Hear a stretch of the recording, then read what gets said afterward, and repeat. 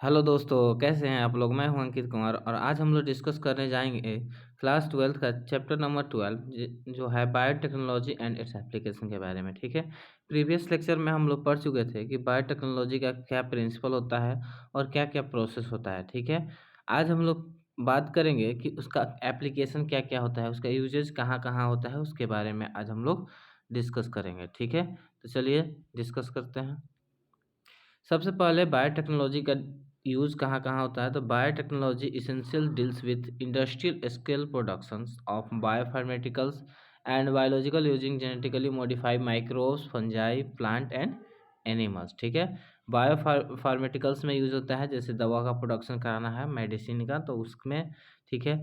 या कोई genetically modify organism बनाना है, जैसे माइक्रोब्स या प्लांट्स हो गया या एनिमल्स हो गया या फंजाई हो गया, तो उसमें बायोटेक्नोलॉजी का यूज़ किया जाता है। ठीक है। Research area of biotechnology are providing the best catalyst first optimum condition. तीसरा है downstream process use of biotechnology to improve the quality of human life. ठीक है।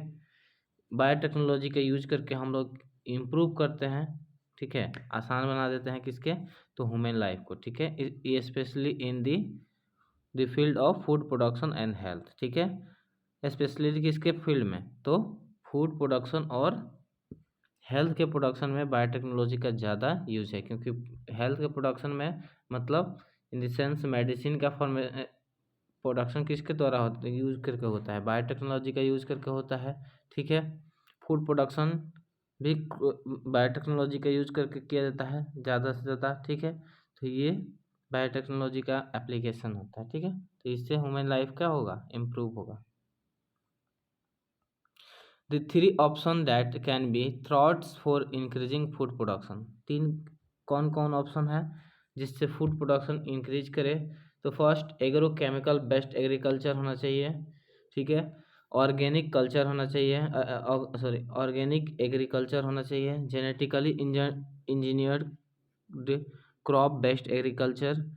अब इस तीनों क्या है जो इंक्रीज करता है फूड प्रोडक्शन को। ठीक है। या तो केमिकल बेस्ड होना एग्रीकल्चर, या ऑर्गेनिक एग्रीकल्चर हो, या जेनेटिकली यानी जीएम क्रॉप से बेस्ट एग्रीकल्चर हो। ठीक है। चलिए इसके बाद है ग्रीन रिवोल्यूशन क्या होता है। ठीक है। तो ग्रीन रिवोल्यूशन क्या होता है उसके बारे में अभी डिस्कस करेंगे।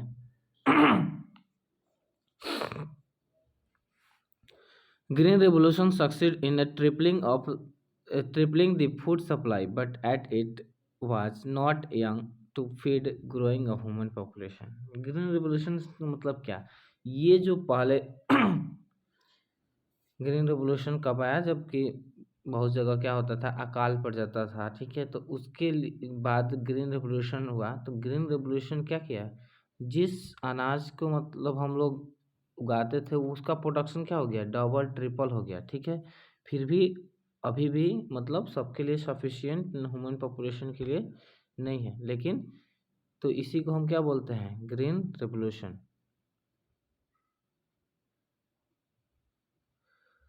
To minimise the use of fertiliser. ठीक है। And chemical and their harmful effect on environment use genetically modify crops is possible solution. अगर हम बात करते हैं तो फर्टिलाइजर का यूज़ करते हैं अधिकतर चीज क्रॉप्स के लिए। फर्टिलाइजर का यूज़ होता है, केमिकल का यूज़ होता है। केमिकल में हर्बिसाइड्स हो सकते हैं, पेस्टिसाइड्स हो सकते हैं। ठीक है। पेस्ट को मारने वाला जो होगा वो पेस्टिसाइड्स होता है। ठीक है। हर्ब्स को मारने वाला होगा वो, जैसे कि कोई खरपतवार को हटाना है। ठीक है। हर्बिसाइड्स हो गया, पेस्टिसाइड्स हो गया। ठीक है। इसके अलावा हम लोग बहुत ऐसे केमिकल्स क्या करते हैं, मिट्टी में भी देते हैं, और बहुत ऐसे केमिकल का क्या करते हैं, स्प्रे करते हैं। इसका इन्वायरमेंट पर क्या होता है, इफेक्ट पड़ता है। तो इससे वाटर पोल्यूशन होगा, एयर पोल्यूशन होता है। ठीक है। तो इसके लिए पॉसिबल सॉल्यूशन क्या है, तो जेनेटिकली मॉडिफाई क्रॉप्स का यूज करें। ठीक है। ये उसका पॉसिबल सॉल्यूशन है। ठीक है। टिश्यू कल्चर क्या होता है, tissue culture is the technique in which fragments of plant is agriculture with grown in laboratory। ठीक है। इसमें क्या किए कि एक फ्रेगमेंट्स लिए, एक प्लांट का फ्रेगमेंट्स लिए, टुकड़ा लिए। ठीक है। और उसको ग्रो करके एक प्लांट्स बना लिए। ठीक है। तो उसको बोलेंगे टिश्यू कल्चर। एक्सप्लांट क्या होता है, ठीक है, that is any part of plant taken out and grow in test tube under this style condition in special nutrient media. जैसे कि किसी भी प्लांट का कोई भी एक पार्ट्स ले लिए, एक पार्ट ले लिए, जैसे कि मान लीजिए कि हमको लीव्स लेना है या स्टेम लेना है, कोई भी एक पार्ट ले लिए और उसको एक प्रॉपर न्यूट्रिएंट मीडियम में, ठीक है, स्ट्राइल कंडीशन के अंदर हमको एक प्रॉपर न्यूट्रिएंट मीडियम में उसका ग्रो कराए, ठीक है, तो वो अगर जो पार्ट ले रहे हैं वो क्या हो गया, वो हो गया एक्सप्लांट्स, ठीक है। अगर उससे एक पौधा बन जा रहा है तो उसी को हम बोलते हैं टोटीपोटेंसी, ठीक है, कोई दिक्कत नहीं है। मतलब this capacity to generate a whole plant from any cell या एक्सप्लांट इज कॉल्ड टोटीपोटेंसी, ठीक है, कोई दिक्कत नहीं है। किसी भी एक्सप्लांट से अगर हम जैसे एक पौधा पेड़ का पत्ता लिए और पत्ता से क्या किए कि टेस्ट ट्यूब के अंदर उसको ग्रो करा के और उसको लेबोरेटरी कंडीशन में, उसको स्ट्राइल कंडीशन में क्या किए, ग्रो कराए, ग्रो करा के एक प्लांट बना दिए। तो उस पत्ते से प्लांट जो बना उस प्रोसेस को हम बोलते हैं क्या, टोटीपोटेंसी, ठीक है। अब यहाँ पे नेक्स्ट टर्म है micro propagations. In these methods it is possible to achieve propagations of a large number of plants in very short duration। Micro propagations का यूज करके हम लोग क्या करते हैं, तो लार्ज नंबर ऑफ प्लांट हमको चाहिए बहुत छोटे से ड्यूरेशन में, तो उसके लिए हम लोग माइक्रो प्रोपोगेशंस का यूज करते हैं, ठीक है। each of the each plant will be genetically identical to original plant from which they were grown, that is they are soma clone, ठीक है। Many important plants like tomato, banana, apple, etc. has been produced on commercial scales using this method। Micro propagation का मतलब ही हुआ क्या, हम एक short duration में बहुत सारा प्लांट्स को ग्रो करा दिए, ठीक है। ग्रो करा दिए तो ये क्या होगा, ये जेनेटिकली आइडेंटिकल होगा, मतलब ये अपने आप में सब सिमिलर होगा, ठीक है, कोई डिफरेंस नहीं होगा, मतलब एग्जैक्ट कॉपी होगा, ठीक है। इसी को हम बोलते हैं सोमा क्लोन्स, ठीक है, कोई दिक्कत नहीं है। चलिए, कह रहा है कि मेरी स्टेम्स कौन कौन हो सकता है, तो एक्सिलरी मेरिस्टेम होता है और एपिकल मेरिस्टेम होता है। इज फ्री ऑफ वायरस, ठीक है, याद रखिएगा, इंपॉर्टेंट क्वेश्चन यहाँ से पूछा हुआ भी है और पूछता भी है, ठीक है। तो यहाँ से अगर हम स्टेम का यूज करके या एक्सिलरी स्टेम या एपिकल स्टेम का यूज करके अगर हम एक पौधा बनाएं तो वो क्या होगा, वायरस फ्री प्लांट्स होगा, ठीक है। Hence, one can remove the meristems and grow into vitro to obtain virus-free plants, ठीक है। Scientists have succeeded to culturing meristems of banana, sugarcane और potato। तो साइंटिस्ट किसके किसके में सक्सेस हो गए हैं, तो मेरिस्टेम्स ऑफ बनाना के मेरिस्टेम बनाने में और शुगर कैन पोटैटो का, ठीक है, और भी है एग्जाम्पल, ठीक है। A process of fusion of protoplast of somatic cells derive from different variety of different varieties and or species of plant in a suitable nutrient medium produce the somatic hybrid is called somatic hybridization। Example, tomato is the somatic hybrid obtained by the protoplast fusion of tomato and potato। Plant bacteria, fungi, animals whose genes have been altered by manipulation is called genetically modified organism। मतलब plant bacteria हो या fungi हो या animals हो, ठीक है, सबके जो जीन्स होंगे वो भी अल्टर्ड उसके जीन्स को हम लोग अल्टर करके चेंज करके मैनिपुलेट करके और एक नया जो क्रॉप्स बनाते हैं उसको हम लोग बोलते हैं जेनेटिकली मॉडिफाई ऑर्गेनिज्म या जेनेटिकली मॉडिफाई क्रॉप्स, ठीक है, कोई दिक्कत नहीं है। चलिए, एक बात आया यहाँ पे सोमेटिक हाइब्रिड का, ठीक है। देखिए, सबसे पहले एक सोमेटिक सेल होता है, दूसरा गैमेटिक सेल होता है, ठीक है। सोमेटिक सेल कौन होता है, तो अगर सोमेटिक सेल का बात करें तो सोमेटिक सेल 2n जो होता है, यानी ये पेरेंटल बॉडी होगा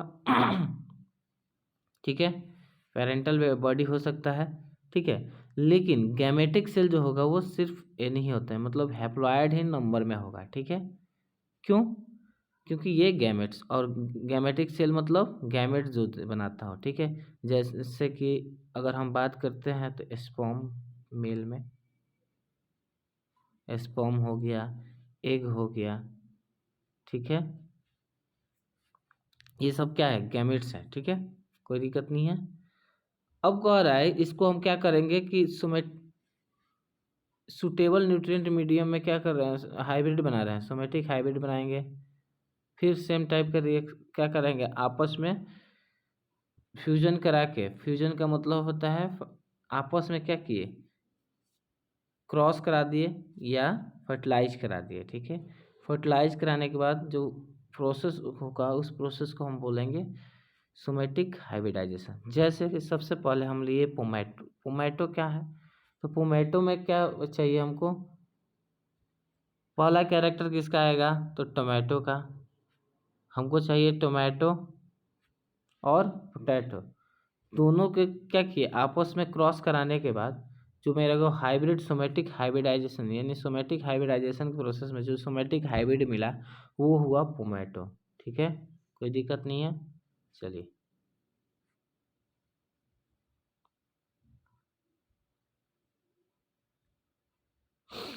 GM plants have useful GM plants have been useful in many way।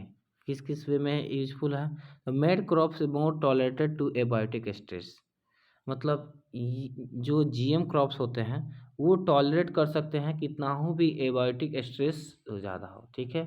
मतलब जितना भी सीवरल कंडीशन हो, कोई भी सीवियर कंडीशन हो, वहाँ पे ये ग्रो कर सकते हैं, अपने आप को टॉलरेट करके ग्रो कर सकते हैं। जैसे कि एक्सेस कोल्ड हो, कोई मतलब नहीं है, ड्रॉट्स हो, ठीक है, साल्ट ज़्यादा हो, जैसे कि अगर हम बात करें ये साल्टी एरिया यानी सी हो समुद्र के पास, ठीक है, तो उस एरिया में भी ये ग्रो कर जाएगा। हीट भी क्या हो, ज़्यादा हो तब भी ये ग्रो कर पाएगा, मतलब ये प्लांट को तो सब कुछ टॉलरेट करने का क्या होता है, कैपेसिटी होता है, ठीक है, ये टॉलरेट कर सकता है, ठीक है। नॉर्मल क्रॉप्स उतना टॉलरेट नहीं कर सकते हैं, लेकिन ये थोड़ा टॉलरेट कर सकता है, ठीक है, ज़्यादा टॉलरेट कर सकता है, ठीक है, कोई दिक्कत नहीं है। कर है नेक्स्ट पॉइंट है रिड्यूस रियलेंस ऑन केमिकल पेस्टिसाइड्स। दूसरा, रिड्यूस कर देंगे किसके लिए, केमिकल पेस्टिसाइड। जब GM क्रॉप्स हो जाएगा, बन जाएगा, तो GM क्रॉप के लिए हम लोग पेस्टिसाइड्स का यूज़ नहीं करते हैं, क्योंकि वो GM क्रॉप्स में क्या होगा, जैसे BT कॉटन है तो BT कॉटन में हम कोई भी बाहर से कोई केमिकल्स का यूज़ नहीं करेंगे, तो पेस्ट रेजिस्टेंट पहले से ही होगा। Help to reduce post harvest losses, ठीक है, अब हार्वेस्टिंग के लिए भी लॉसेस को क्या करेगा, रिड्यूस कम करने की कोशिश करेगा। Increase efficiency of mineral uses by plants, ये क्या करेगा, इंक्रीज करेगा मिनरल यूजेस बाय प्लांट्स, जो मिनरल यूज किया गया है प्लांट से। This prevent early exhaustion of fertility of soil, ठीक है, इससे क्या होगा कि जो फर्टिलिटी, बहुत ऐसे फील्ड है, जो क्रॉप फील्ड है, जो क्या होता है जिसकी फर्टिलिटी खत्म हो जाती है, बहुत ऐसी मिट्टी है जिसकी फर्टिलिटी खत्म हो जाती है, उर्वरता खत्म हो जाता है, वो बंजर हो जाता है, ठीक है। तो वो चीज़ में ये क्या करेगा, उसको प्रिवेंट करेगा, रोकेगा, ठीक है। अब कह रहा है enhance nutritional value of food, ये के पांचवा क्या कर रहा है, तो ये न्यूट्रिशनल फूड को के न्यूट्रिशनल वैल्यू को बढ़ा देगा, ठीक है, कोई दिक्कत नहीं है। जैसे गोल्डन राइस होता है, तो गोल्डन राइस में क्या होता है, विटामिन ए इनरिच होता है, ठीक है, यही एक राइस है जिसमें क्या मिलता है, विटामिन ए, गोल्डन राइस, ठीक है, इम्पोर्टेंट है, याद रखिएगा। BT toxin is produced by bacterium is called Bacillus thuringiensis, BT short for short, ठीक है। BT का फॉर्म होता है, फुल फॉर्म होता है, वो किससे आया है, तो बैक्टीरिया से आया है, जिसका नाम क्या है, Bacillus thuringiensis, ठीक है। Some strain of Bacillus thuringiensis produce protein that kills certain insects such as libido पेट्रॉन्स, यानी ये तंबाकू बॉर्डवॉर्म होता है या आर्मी बॉर्म को कैंसिल कर, ठीक है। कॉलियोपेट्रॉन्स वेटल को होता है, डिप्टेरन्स यानी फ्लाइज और मॉस्किटो को, ठीक है। ये सारे भी को कौन सा बैसिलस थ्यूरोजेनेसिस जो होता है वो किल करता है, ठीक है, कोई दिक्कत नहीं है। Bacillus thuringiensis forms protein crystal during the particular phase of their growth, ठीक है, प्रोटीन क्रिस्टल बनाएगा। BT toxin protein exist in inactive protoxin, ठीक है। कब तक इनएक्टिव फॉर्म में रहेगा? जब तक ले वो पौधे में है, ठीक है। But once an insect inject, जब वो कहाँ चला गया? इंसेक्ट के अंदर, ठीक है।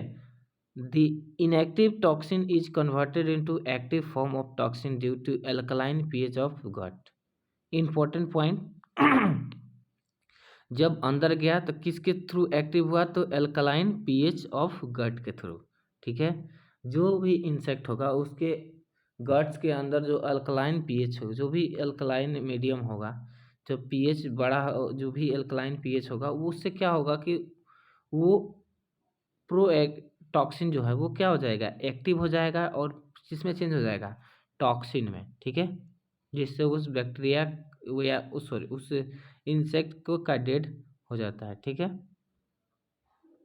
The activated toxin binds to the surface of midgut epithelial cells and creates pore that causes cell swelling and lysis and eventually cause death of an the death of an insect होगा, death of the insect, ठीक है।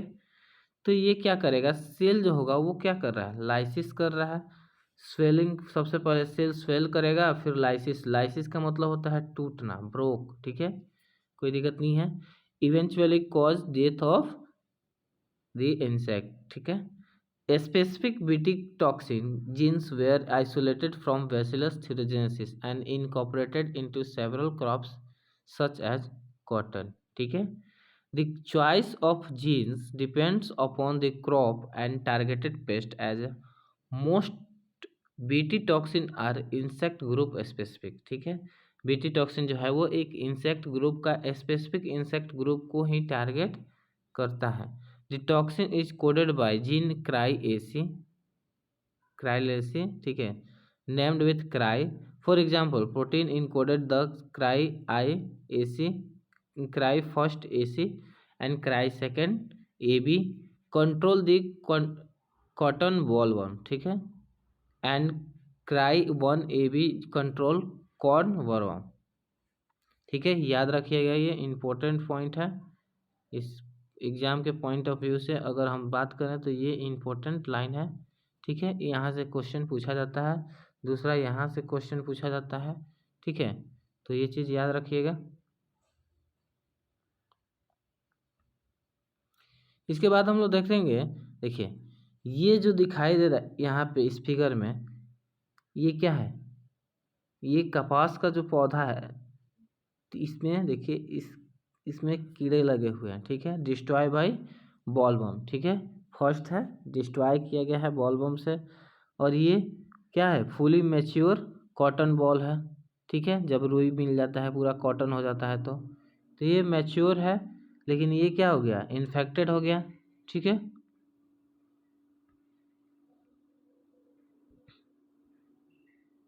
Pest resistant plant. Several nematodes parasites a wide variety of plant and animals, including human being. A nematodes, एक nematode होता है मैंगलियो incognita, ठीक है। In fact the root of tobacco plants and cause great reduction in ill, ठीक है। तो ये क्या करता है कि इनकॉग्निटा क्या करता है कि तंबाकू के रूट्स में आएगा, ठीक है। जब तंबाकू प्लांट शुभ होता है तो उसके रूट्स में ये आ जाता है और उसके प्रोडक्शन को कम कर देता है उसको, ठीक है। To prevent infections of RNI, a strategy was adapted. RNI takes place in all eukaryotic organisms as a method of cellular defense, ठीक है। जितना भी RNI है वो किस पे अलाउ होता है? तो ऑल यूकैरियोटिक ऑर्गेनिजम्स और ये क्या करता है, किस मेथड को फॉलो करता है, तो सेलुलर डिफेंस यानी सेल का डिफेंस के लिए, ठीक है। This method involve silencing of the specific mRNA due to a complementary dsDRNA molecules that bind to and prevent translation of mRNA, यानी ट्रांसलेशन ऑफ mRNA को हम बोलते हैं साइलेंसिंग, ठीक है, कोई दिक्कत नहीं है। RNA interference is the phenomena of inhibiting activity of gene through production of sense and antisense RNA. These two RNA being complementary to each other, ये दो RNA क्या होते हैं, आपस में complementary होते हैं। Formed double stranded, यानी इसी को हम बोलेंगे dsDRNA, and that initiated RNA and the silence the specific mRNA of the nematodes. The consequence was that the parasites could not survive in transgenic host. कह रहा है the consequence was that the parasite could not survive in a transgenic host expressing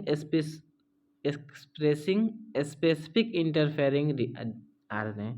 The transgenic plant therefore got itself protected from the parasite, ठीक है। उसके बाद जो transgenic animals या जो प्लांट बन जाएगा वो क्या करेगा, पैरासाइट से अपने आप को प्रोटेक्ट करने के लिए एबल हो जाएगा, ठीक है।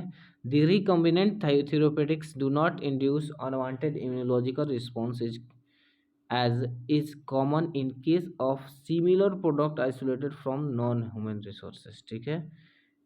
present about 30 recombinant therapeutics have been approved by human use in world war. In India 12 of these presently being marketed, ठीक है।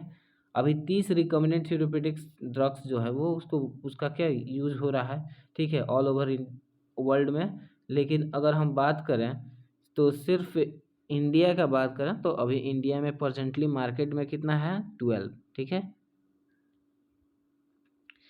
जेनेटिकली इंजीनियर्ड इंसुलिन, ठीक है।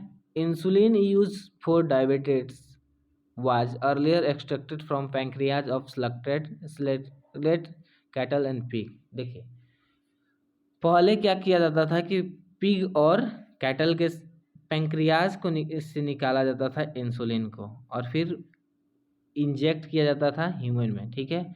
और इंसुलिन के अगर कमी हो जाए तो डायबिटिक, जो भी डायबिटिक पेशेंट होते हैं उनको क्या किया जाता है, इंसुलिन का इंजेक्शन दिया जाता है। अगर ज़्यादा लो हो जाता है डायबिटिक, ठीक है, शुगर ज़्यादा लो हो जाता है तो, ठीक है, तो उसके लिए तो ये चीज़ का पहले इंसुलिन का निकाला कहाँ से जाता था, तो कैटल और पिग से। बाद में insulin from an animal sources this cause some patients develop allergy and other type of reaction into foreign protein. देखिए किसी भी हम लोग को जैसे बॉडी में कोई बाहरी प्रोटीन आ जाए या कोई बाहरी हार्मोन से कोई भी बाहरी कोई चीज़ आ रहा है, ठीक है, तो सबसे पहले बॉडी को एडजस्ट करने में टाइम लगेगा। और कुछ लोगों को एलर्जी अगर होता है तो वो एडजस्ट कर ही नहीं पाता है। जैसे कि बहुत लोगों को एलर्जी होता है कि डस्ट हो गया, तो डस्ट से एलर्जी है, तो जहाँ भी देखेंगे थोड़ा सा भी डस्ट उड़ा तो उसी समय वो छींकना उनको चालू हो जाएगा, यानी स्नीजिंग होना चालू हो जाएगा, ठीक है। तो ये कंडीशन होता है कि एलर्जी, बहुत लोगों को बहुत कुछ से एलर्जी होता है, ठीक है। बहुत लोगों को पॉलन ग्रेन से एलर्जी होता है, ठीक है। तो पॉलन ग्रेन का एलर्जी जब आने वाला अभी, तो उस सीजन में क्या होता है, वो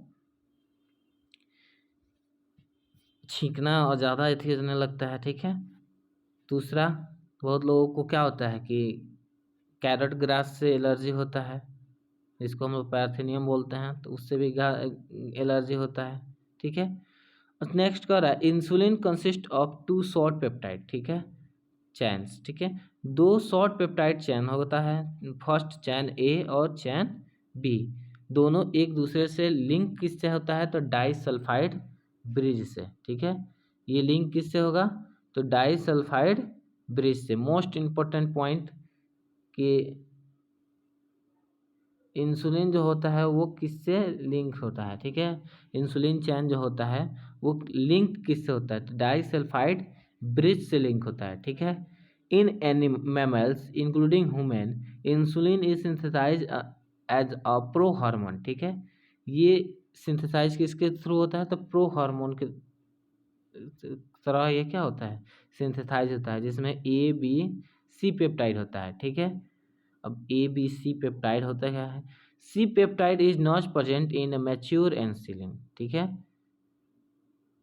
सी पेप्टाइड जो होता है वो मैच्योर इंसुलिन में प्रेजेंट नहीं होता है, is removed during the maturation into insulin. देखिए जब प्रो इंसुलिन रिलीज होगा तो उसमें ए बी सी पेप्टाइड तीनों रहेगा, ठीक है। तो यही पूछता है कि C peptide absent in, question पूछा भी है प्रीवियस ईयर में, ठीक है, कि सी पेप्टाइड जो है वो कहाँ एब्सेंट रहता है, ठीक है। तो याद रखिएगा मैच्योर इंसुलिन हो जाए, जब इंसुलिन क्या हो, मैच्योर हो जाए, तो वहाँ से सी पेप्टाइड जो होता है वो नहीं प्रेजेंट रहता है, ठीक है। वहाँ से सी पेप्टाइड क्या होता है, डिजेनरेट हो जाता है या हट जाता है, सी पेप्टाइड जो होता है वो रिमूव्ड हो जाता है, ठीक है, कोई दिक्कत नहीं है।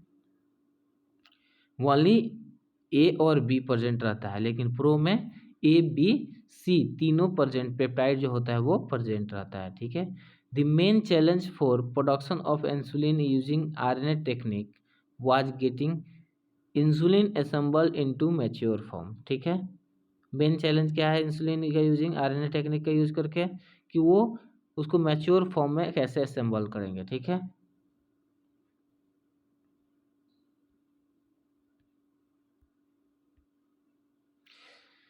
कह रहा है इन 1983 इली lily an American company prepared two DNA sequence corresponding to A and B human chains of human insulin and introduced them in plasmid of E. coli to produce insulin chain, ठीक है। इसमें ये यूज़ किए गए DNA sequence का ए और B का, और उसके से क्या किया गया, ह्यूमन इंसुलिन, और इंट्रोड्यूस करके प्लाज्मिड ऑफ ई कोलाई से प्रोड्यूस किया गया इंसुलिन चैन को, ठीक है। अब कह रहा है chain A and B were produce separately extracted from and combined the creating disulphide bond to form human insulin, ठीक है। चैन ए और बी को क्या किया गया, अलग अलग प्रोड्यूस किया गया, एक्सट्रैक्ट एंड कंबाइंड करके, फिर क्रिएटिंग डाइसल्फाइड, ठीक है। उसके बाद उसको क्या किया गया, डाइसल्फाइड बॉन्ड से क्रिएट किया गया और फॉर्म किया गया ह्यूमन इंसुलिन का, ठीक है। यहाँ पे एक फिगर दिया है जिसमें देखिएगा पहले प्रो इंसुलिन है, प्रो इंसुलिन के बाद ये जो फिगर दिखाई दे रहा है मोस्ट इम्पोर्टेंट फिगर है, ये क्या है, प्रो इंसुलिन। मतलब अगर हम बात करें तो यहाँ पे ए भी प्रेजेंट रहेगा पेप्टाइड, बी भी प्रेजेंट रहेगा और सी भी प्रेजेंट रहेगा, ठीक है, तीनों प्रेजेंट रहेगा पेप्टाइड। लेकिन अगर यहाँ पे अगर हम बात करें तो देखिए ए पेप्टाइड क्या हो रहा है, इंसुलिन बना रहा है, बी भी मिल के बनाएगा, लेकिन बी पेप्टाइड दोनों क्या होगा, आपस में ऐड हो जाएगा, किससे, डाइसल्फाइड बॉन्ड, ठीक है, कोई दिक्कत नहीं है। लेकिन यहाँ से सी क्या हो जाएगा, रिलीज हो जाएगा, ठीक है, रिमूव हो जाएगा, सी जो होगा वो बाहर निकल जाएगा, ठीक है।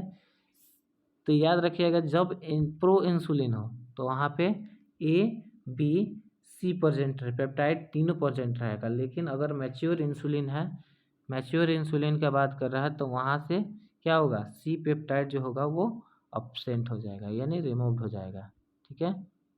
चलिए जीन थेरेपी क्या होता है, the use of bioengineered cells और other biotechnology technique to treat human genetic disorder is known as gene therapy, ठीक है। बायोटेक्नोलॉजी का यूज करके जो जेनेटिक डिजॉर्डर होता है, बहुत ऐसे जेनेटिक डिजॉर्डर होते हैं जिसको हम लोग क्यूरेबल नहीं है, जिसका यूज तो किसके थ्रू यूज उसको क्यूरेबल करते हैं, उसको इलाज उसका कैसे करते हैं, तो जीन थेरेपी का यूज करके उसका इलाज करेंगे, ठीक है। तो gene therapy is a transfer of normal genes into the body cells to correct the genetic defect, ठीक है। एक नॉर्मल सेल को हम क्या करेंगे, बॉडी में इंजेक्ट करेंगे, ठीक है, ट्रांसफ़र कर देंगे, लाइक सिकल सेल एनीमिया। बहुत लोग एक बीमारी होता है, जेनेटिकल डिजॉर्डर होता है सिकल सेल एनीमिया, जिसमें क्या होता है, आरबीसी का जो शेप होता है वो सिकल शेप का हो जाता है। सेवरल कंबाइंड इम्यूनो डिफिशियंसी, ठीक है, जो सेवरल SCID जो होता है, ठीक है। The first clinical gene therapy was given in 1990 in to a 4-year-old girl adenosine deaminase deficiency, ठीक है, इसी को हम लोग बोलते हैं ADA डेफिशिएंसी। एक 4 साल की लड़की थी जिसमें जिसमें क्या प्रॉब्लम था, ADA यानी एडिनोसिन डाईएमिनेज डेफिशिएंसी था, जिसका फर्स्ट क्लिनिकल जीन थेरेपी किया गया था, ठीक है। ही disorder is caused due to deletion of this gene of for adenosine डाईएमिनेज, ठीक है। किसका डिलेशन हो गया था, किसका कमी हो गया था, तो एडिनोसिन डाईएमिनेज का, ठीक है। In some children ADA deficiency can be cured by bone marrow transplantation. तो बहुत कुछ बच्चों में क्या किया जाता है, जब बोन मैरो को अगर इसको क्योर करना है, इसको सही करना है, तो बोन मैरो ट्रांसप्लांटेशन करना पड़ता है, ठीक है। In other it can treated by enzyme replacement therapy in which functional ADA यानी adenosine deaminase deficiency aminase is give to patients by injection. बहुत लोगों को क्या किया जाता है, ADA जो होता है वो इंजेक्शन के थ्रू दे दिया जाता है, और कुछ में क्या होता है, बोन मैरो ट्रांसप्लांटेशन किया जाता है, ठीक है। But the problem with both of this approaches that they are not completely curative. अगर बात करें सक्सेसफुल रेट का, तो वो 100% क्यूरेबल नहीं है। बहुत जगह फेल भी हो जाता है, बहुत जगह क्या होता है, बॉडी एक्सेप्ट नहीं करता है, ठीक है। तो वो चीज़ क्या होता है, यहाँ पे अप्रोचेस जो होता है वो कम्प्लीटली क्यूरेबल नहीं होता है, ठीक है। याद रखिएगा कि क्लिनिकल ट्रायल सबसे पहले फर्स्ट जीन थेरेपी किस पे इस्तेमाल किया था, तो 1990 में 4th ईयर गर्ल पे, कौन सा ADA डिफिशियंसी से ग्रसित थी, तो उस पर, ठीक है। इसका परमानेंट इलाज के लिए बात करें तो सब कुछ में क्या किया जाता है, बोन मैरो ट्रांसप्लांटेशन किया जाता है, या कुछ में इंजेक्शन के थ्रू एडीए एंजाइम को क्या किया जाता है, ट्रांसफर किया जाता है, ठीक है, कोई दिक्कत। First step towards the gene therapy, lymphocytes from the blood and patients are grow in the culture outside the body, ठीक है। फर्स्ट स्टेप क्या है, तो जीन थेरेपी का, तो लिम्फोसाइट जो form the blood of patient are grow in culture outside. Lymphocyte क्या करता है, ब्लड बनाता है, तो ब्लड क्या करेंगे, बाहर ही उसको ग्रो करेंगे, आउटसाइड द बॉडी ग्रो कराएंगे। और फंक्शनल ADA जिसको हम लोग CDNA बोलेंगे, using of retrovirus viral vector का यूज़ करेंगे, यहाँ पे रेट्रोवायरस का यूज़ करेंगे। Then introduce into these lymphocytes which are subsequently return to the patient, ठीक है। पहले उसको इंट्रोड्यूस कराएंगे, अगर सक्सेसफुल रहा तो फिर क्या करेंगे, उसको पेशेंट के अंदर रिटर्न कर देंगे। This cells are not immortal, ये अमर नहीं है, ठीक है, इमोर्टल नहीं है, ठीक है। The patient required periodic infusions of such genetically engine lymphocyte, ठीक है। उसके लिए प्रॉपर क्या किया जाता है, कुछ दिनों पर उसको इन्फ्यूजन किया जाता है, रिफिलिंग किया जाएगा, ठीक है, मतलब चेंजेस करते रहा जाएगा, ठीक है, जेनेटिकली इंजन लिम्फोसाइट्स। अब कह रहा है परमानेंट क्यूर क्या है इसका, तो if the gene isolated from marrow cells producing ADA is introduced into cell at early embryonic stage, it could be permanent cure. अगर यही बात हम करते हैं, जब हम मैरो जो है, मैरो जो है सेल्स है, उसको प्रोड्यूस कराए, ADA तो प्रोड्यूस कराए, और इंट्रोड्यूस कर दे कब, जब अर्ली एम्ब्रियोनिक स्टेज हो। एम्ब्रियोनिक स्टेज मतलब बच्चा जो गर्भ में ही हो, ठीक है, तभी क्या करें, इंट्रोड्यूस करा दें उसको, वो डिटेक्ट करके और वहीं पे उसको इंट्रोड्यूस करा दें, तो वो क्या हो जाएगा, परमानेंट क्योर हो जाएगा, ठीक है। मॉलिक्यूलर डायग्नोसिस कौन कौन सा है, ठीक है। तो using conventional method of diagnosis, serum हो गया, यूरिन एनालिसिस होता है, ठीक है। सीरम एनालिसिस तो अधिकतर लोगों को सीरम एनालिसिस किया जाता है, यूरिन एनालिसिस होता है। अगर आप डॉक्टर के पास जाइएगा तो सबसे पहले टेस्ट लिखेगा तो यूरिन टेस्ट कराता है, ब्लड टेस्ट कराता है, सीरम टेस्ट कराता है, ठीक है। Early detection is not possible. तो इससे क्या होता है कि कन्वेंशनल मेथड से डिटेक्शन पॉसिबल नहीं होता है, इसलिए हम करते हैं रिकम्बिनेंट डीएनए टेक्नोलॉजी का यूज करके, जो क्या होता है या पॉलीमरेज चैन रिएक्शन का यूज करके, एन एंजाइम लिंक इम्यूनोसॉर्बेट ऐसे। जिस पूरा फॉर्म अगर बात करें तो एलाइजा का फुल फॉर्म यही होता है, ठीक है।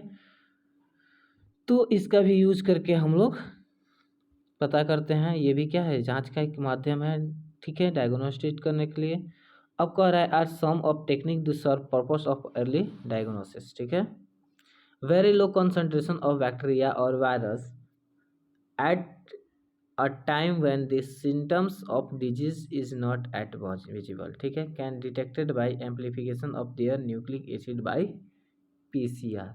उसके न्यूक्लिक एसिड से क्या करेंगे, एम्प्लीफिकेशन करेंगे उसके न्यूक्लिक एसिड से, किस प्रोसेस से, तो पीसीआर से, ठीक है। पीसीआर क्या होता है, तो पॉलीमरेज चैन रिएक्शन, ठीक है, कोई दिक्कत। चलिए, PCR is use to detect, सबसे पहले किसके लिए यूज़ किया जाता है, तो देखिए एचआईवी इन सस्पेक्टेड एड्स पेशेंट, जो भी एड्स पेशेंट सस्पेक्ट होंगे एड्स पेशेंट के लिए, उसमें एचआईवी का पता लगाने के लिए, ठीक है।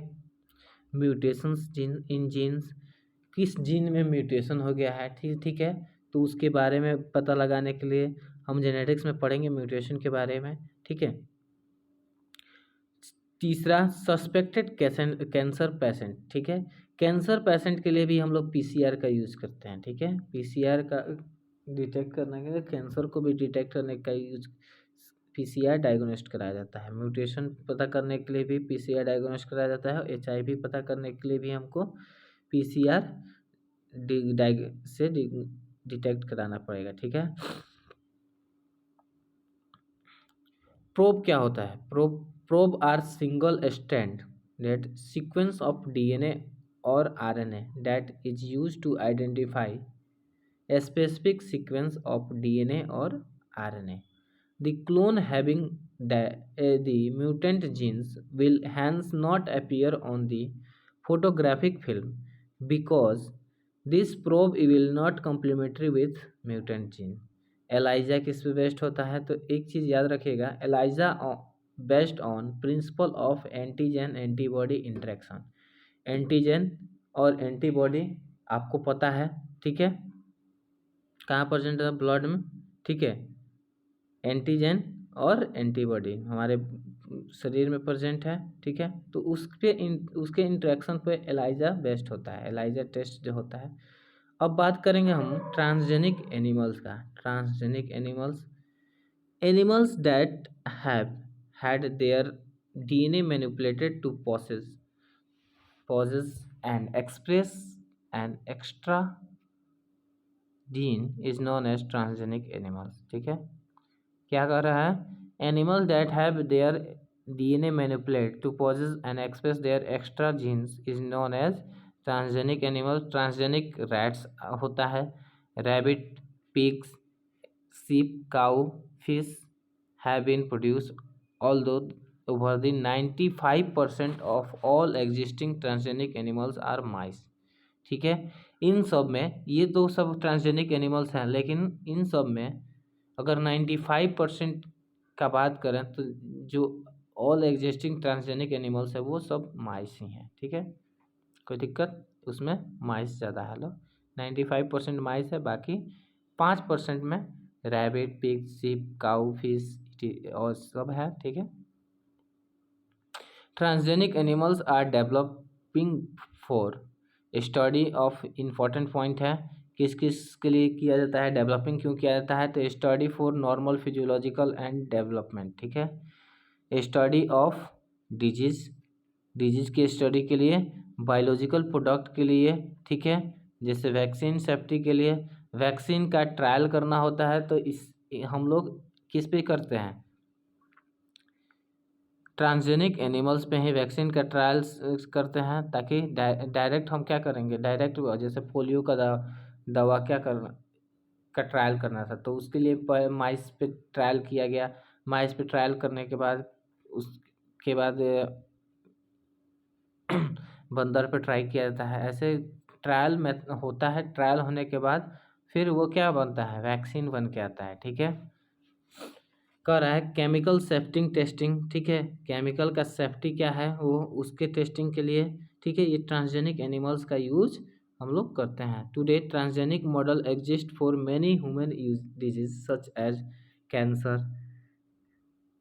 Cystic fibrosis, rheumatoid arthritis, Alzheimer, ये सब के लिए भी हम क्या करते हैं, आजकल ट्रांसजेनिक मॉडल्स का यूज कर रहे हैं। ठीक है, कौन कौन ह्यूमन डिजीज है, तो cancer, cystic fibrosis, rheumatoid arthritis, Alzheimer's.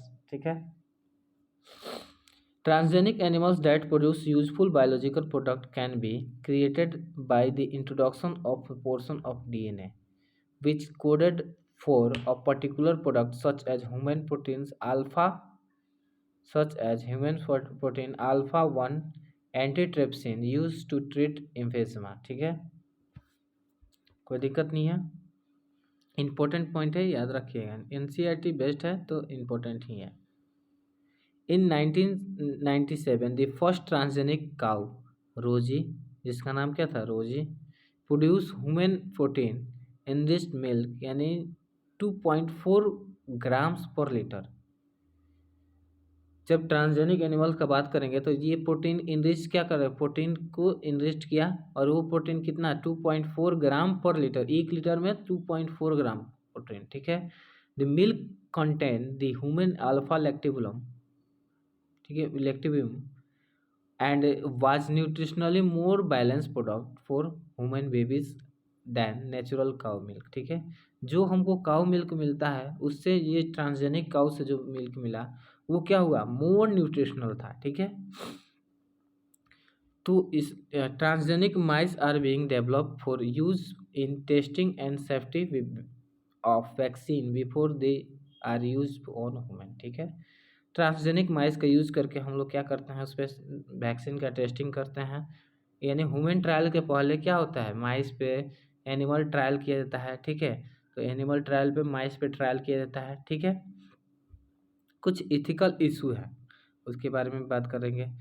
तो genetic modifications of organism can be unpredictable result when such organisms are introduced into the an ecosystem.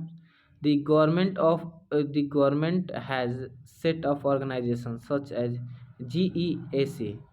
GEAC का फुल फॉर्म होता है genetic engineering approval committee, which will make decision regarding the validity of GM research and the safety of introducing GM organisms for public service। ठीक है, there are an estimated 2 लगभग अगर हम बात करें तो राइस का वैरायटी जो होता है वो लगभग 2 लाख के आसपास है। ठीक है,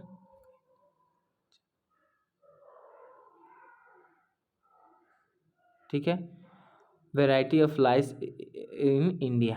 अगर डाइवर्सिटी का बात करें तो अगर वर्ल्ड कप में बात करें तो मोस्ट रिचेस्ट जो होता है वर्ल्ड में वो इंडिया है। इंडिया में राइस डाइवर्सिटी ऑफ राइस जो है वो बहुत ज़्यादा ही है। Basmati rice is a distinct an unique aroma and flavour and 27 documented varieties of basmati are grow in India. अब बायो पेटेंट क्या, अब यहाँ पे हम बात करेंगे बायो पेटेंट क्या होता है।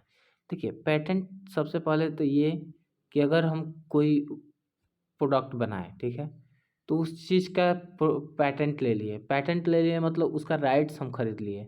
जैसे अगर सिमिलर केस में अगर हम बात करते हैं कि कोई मूवी बना, ठीक है, तो उसका पेटेंट किसके पास है, उस मूवी के डायरेक्टर के पास है। ठीक है, उस मूवी के डायरेक्टर के पास है, वो बेचेगा तो आपको खरीदना पड़ेगा।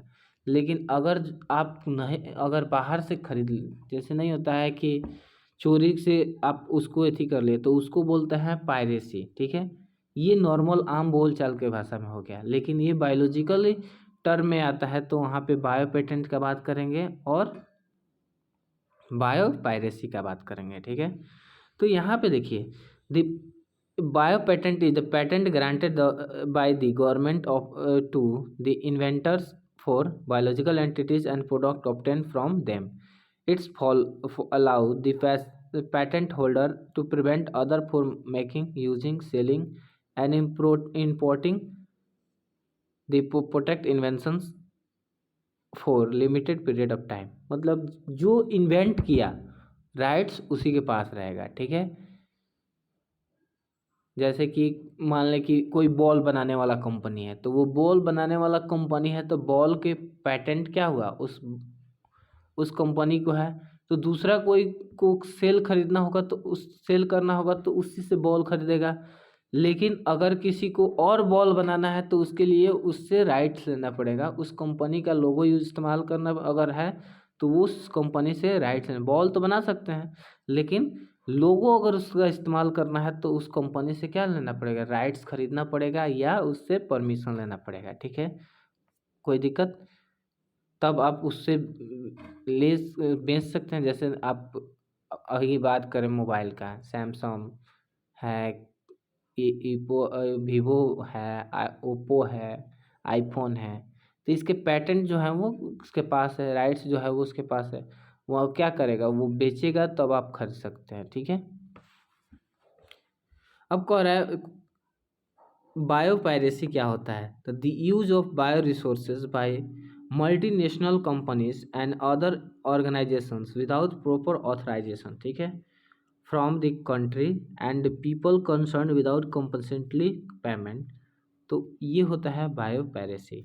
मतलब कोई भी मल्टीनेशनल कंपनी जो चाहे कोई भी, जैसे डुप्लीकेट नहीं बना के आ जाता है तो वैसे ये डुप्लीकेट बना लेना है, यानी उसी को हम बोलते हैं बायो पायरेसी। ठीक है,